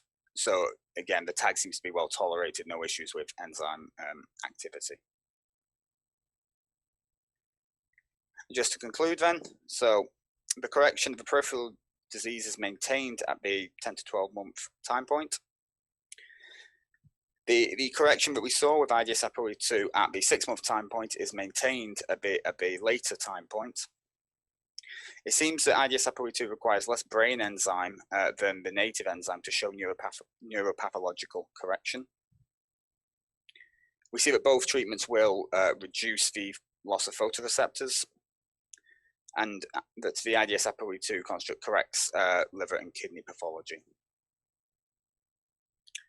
Okay, so just before I finish up, I just want to thank everybody in the Stem Cell Immunotherapies lab of the University of Manchester, all of our collaborators, and of course all the different sort of funding organisations that help fund this work. And I'll take any questions. Thank you very much for your nice presentation in this Congress and in this session we are now. And well, there's a question from Dr. Muenzer that said that, Dr. Booth, do you know why the IDS ApoE was better than, I understand that, than the other treatment with IDS? Well, I mean, the reason that we tagged it originally is to increase the enzyme uptake into the brain. But obviously, as you can see from the activity assays, actually we saw less activity even with an improved correction. So I've got to be honest, I don't 100% know why that is. We had some data in our original paper that suggested that it improved stability of the enzyme in the body, but other than that, I don't really have an answer to the question, unfortunately. Yeah, I also was wondering about that, because there's you know, you have a higher correction with ApoE, Yeah. and then you have the contrary, I mean, on the activity, and that is a kind of surprising result. And well, I don't know if I remember well, but at short term, do you have more plasma activity with ApoE? Right? From the top of my head, it was about equivalent between them in terms of overall activity. Okay, so it's equivalent. I mean, because if not, well, as well, if you think that there's a decrease on activity over time on the ApoE treatment in plasma? No, we didn't see any decrease in activity over time. Okay, so it's maintained over time. Yeah. Okay. And yeah, regarding about these retinal aspects, yeah, do you know also why there is always this kind of partial correction? I mean, if I do not remember, I remember well, I think if I remember well, there was just a partial correction, and then I think this also was happening. I think it was in Tricidixon in another kind of treatment. So, which explanation do you have about the difficulty to counteract these secondary aspects of patients? Well, I mean, maybe it's not the best important point at first, but when the patient will be treated, for sure they want to be treated the whole aspects of the disease. Oh yeah, I agree. I mean, I somewhat disagree that that it's not as important. I mean, you know, if we're going to treat a patient, extend their life, we need to treat multiple aspects of the disease. You know, if they're going to go blind, then you know we need to know about that, and we need to know if we can treat it or not. In terms of the phenotype that we see in the eye, we don't actually. I mean, our group itself hasn't done an awful lot of work in ophthalmology. I have a background in ophthalmology from previous stuff, which is why I've taken a bit of interest in looking into it. But I don't really know an awful lot about the mechanism of how that's happening yet. It's something that I want to sort of explore a bit more. Okay. Yeah, I think it would be great also to maybe do some functional tests in the eye. So maybe. Yeah, definitely. Yeah, sometimes it's a great data. Okay, well, thank you very much for your talk, and we want to move to the next presenter, which is Lin Liu, and he's going to talk about M002, novel AAV9 mediated gene therapy in a mouse model of mucolipidosis type 2. Dr. Liu, if you want to start, thank you very much. Thanks. Thanks for the introduction, and thanks to the organizer for the invitation for the talk. So my name is Lin Liu. My today's talk is M002, a novel AAV9 mediated gene therapy in a mouse model of mucolipidosis type 2. So here's my disclosure. Mucolipidosis type 2 actually, is a genetic disorder. So that's a pattern with GMPD-AB related disorder. So it is apparent at birth and slowly progressive until death in childhood. So characterized by many features, include growth retardation and respiratory insufficiency. It is an ultra rare autosomal recessive disorder, and it is caused by the deficiency of the enzyme called gluconeogenesis phosphortransferase. It's due to a mutation in the gene. So the current treatment, I would say, is only supportive and no specific one.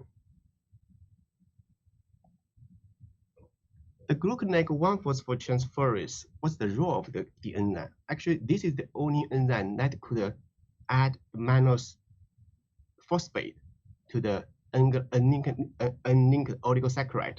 So as the graph showing here is that, so this is the enzyme involved in the first step to put the gluconeogenesis phosphate to the unlinked oligosaccharide on the lysosomal enzyme surface. So it's transferred from the UTP gluconate.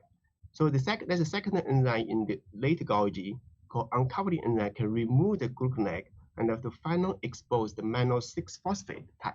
So this is a particular type combined to the mannose 6-phosphate receptor in the late Golgi and the target those kind of lysosomal enzymes to lysosome.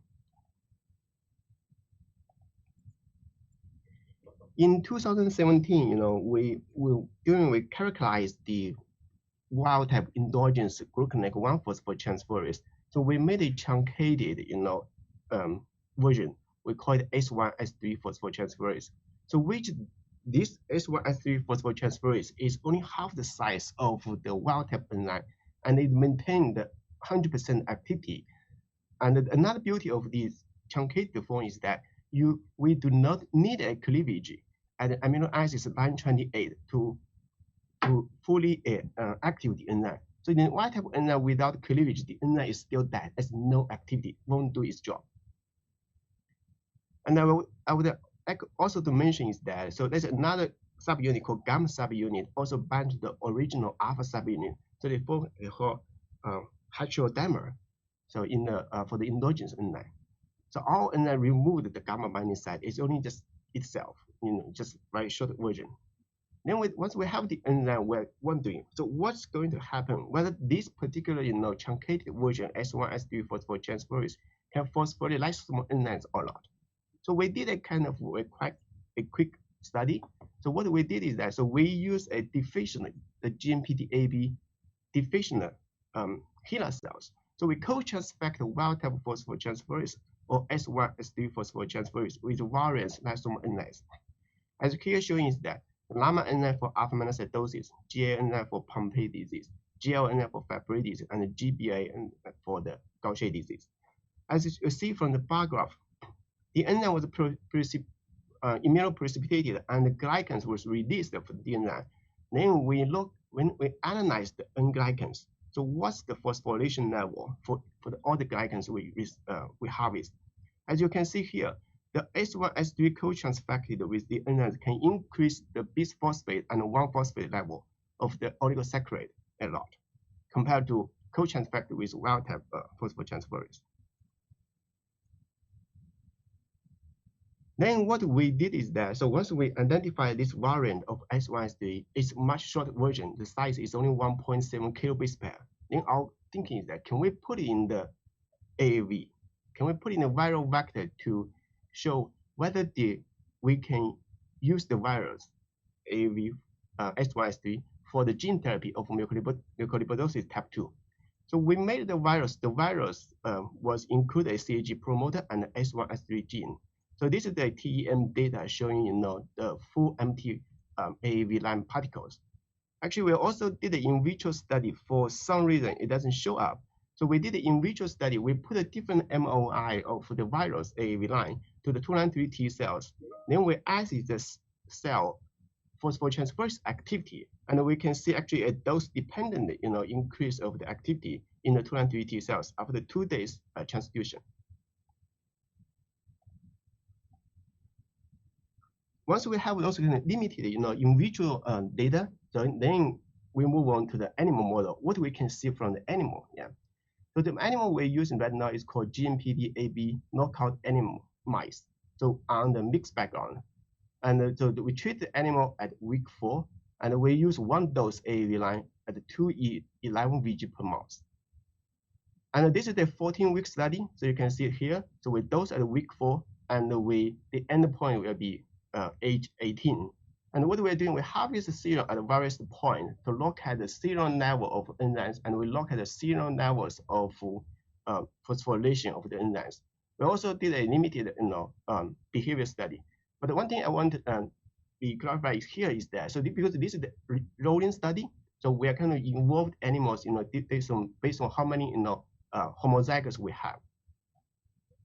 So until currently, so what we have got the data is that, so we have data from 7 treated animal, 3 untreated animal, and 6 carriers. The carriers is heterozygous. So for the endpoint, we harvest the various tissues, and we look at the messenger RNA level of S1-S3 by using ddPCR, digital droplet PCR. So we look at, if you look at the heart, liver, and the salivary gland, we definitely detect, the messenger RNA levels are much higher, a lot higher, compared to the undetectable in the carrier and ML2 untreated mice. And we also run a Western blot to detect what we can see from the protein level. And for all the 7 untreated mice, for the 7 treated mice, we can see various levels of S1-S3 expressed in heart and liver, compared to carrier and untreated mice.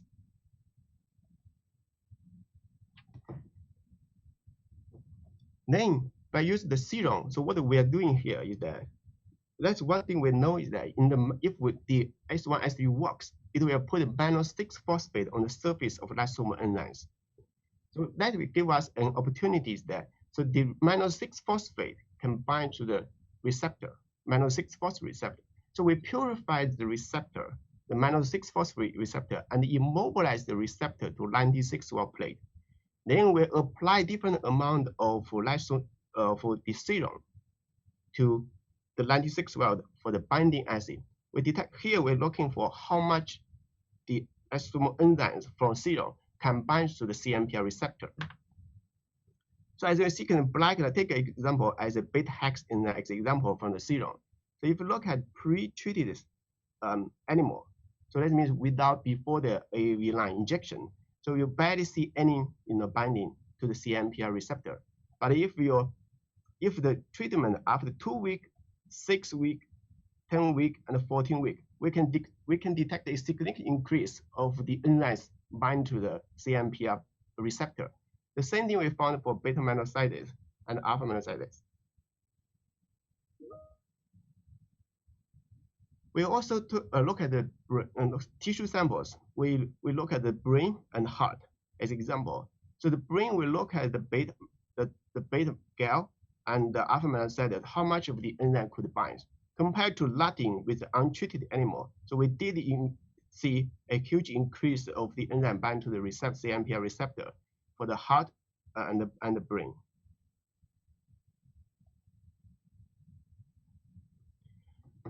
As we know is that because this is deficiency of a glucose 1-phosphoryltransferase, that may affect a lot of things. Because the enzymes get possible, because it's untargeted to lysosome, it may be secrete more to the serum. So that means we may have a possibility to some of the enzymes level in the cell will be decreased. Here what we did is that, so we look at the enzymes level in various tissues. So take an example, the first one, we look at the liver. We look at the TPP1 enzymes level and the liver GAS level. Compared to the carrier, we did see a decrease of the enzymes level in the untreated animal, but we also detected a increased trend in the treated animal, as seen in the as here showing in the blue bar. So we, in addition to liver, we also look at the heart, brain, pancreas, salivary gland, and kidney. So they all we can. The conclusion here is that our M002 gene therapy can recover or restore the enzymes level in the tissues. Histology, the data showing here. So it's around maybe 10 years ago. So when we first time characterized the animal model in the lab, so we found that in the pancreas and the salivary gland, there's a dramatic difference in terms of the vascular level in compared to the carrier. As you can see, like the carrier, you barely see those kind of white structure of the vacuoles, but in the ML2 animal, you can see huge amount increase in the pancreas and the salivary gland. Then with our AAV line M002 treatment, so 14 weeks later, we did a very similar stuff. We sliced tissue and we stained by H and E staining. So we look at the vacuole structure compared to the untreated animal. We see the decrease the number of vacuoles and the size of vacuoles in the pancreas and the salivary gland. The last data I want to present here is that, so we also did a pre-limited, called animal behavior study. So what we know before from the previous data is that we know that in the ML2 animal, so we show the decrease of platform and wild hand compared to the carrier or wild type animal. In our treated animal, right now we see a trend of the increase in terms of the platform and the wild hand compared to the untreated animal. And we are currently enrolling more data, more animal to the study. Then our conclusion is that, firstly, we successfully generate a S1S3 PTS AAV9 virus, and our M002 showing the S1S3 PTS protein expressed in tissue, and the treatment display PTS activity resulting in secretion of phosphorylated lysosomal enzymes and with good binding to the CMPR. And we're also showing increased the cellular lysosomal enzymes level and improve the secretion of the endocrine gland. And we also here examine, improved the sensory motor activity in platform locating and herring wire tested in our early studies. So my acknowledgement is that I would like to thank you, our team, our M6P Therapeutics team, especially the people listed here. And we also did thank you, our collaborators, Washington University School of Medicine in St. Louis, Dr. Patricia Dixon's lab and the Student Conference lab. And we also collaborate with St. Jude Children's Research Hospital with the Peter Vogel lab. Thanks for your attention. I'm going to take any questions. Thank you very much for your nice talk.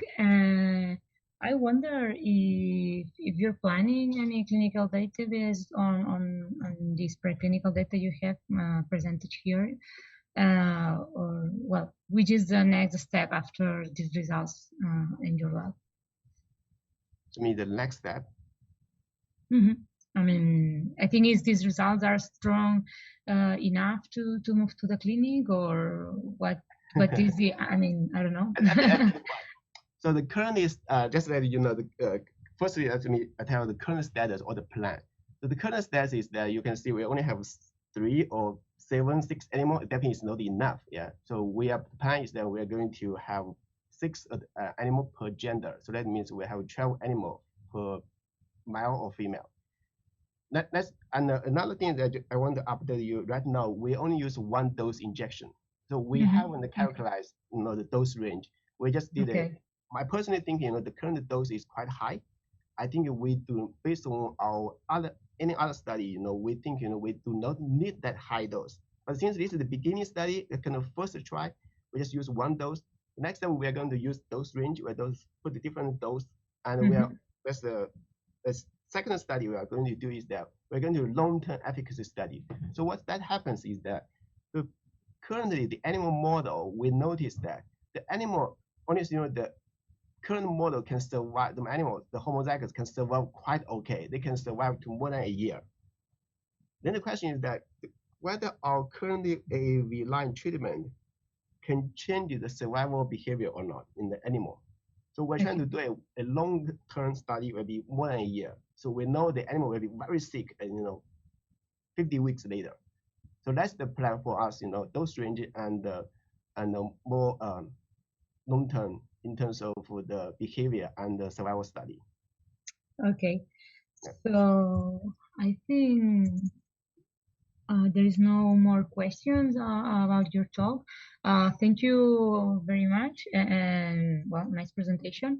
And I also want to thank to all the speakers for of this session for the nice presentation and all data that have presented.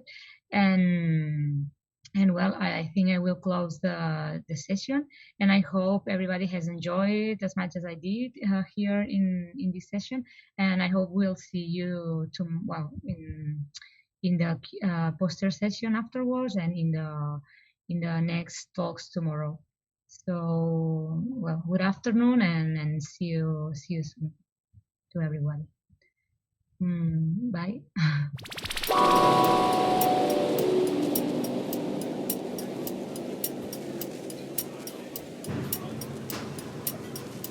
Bye.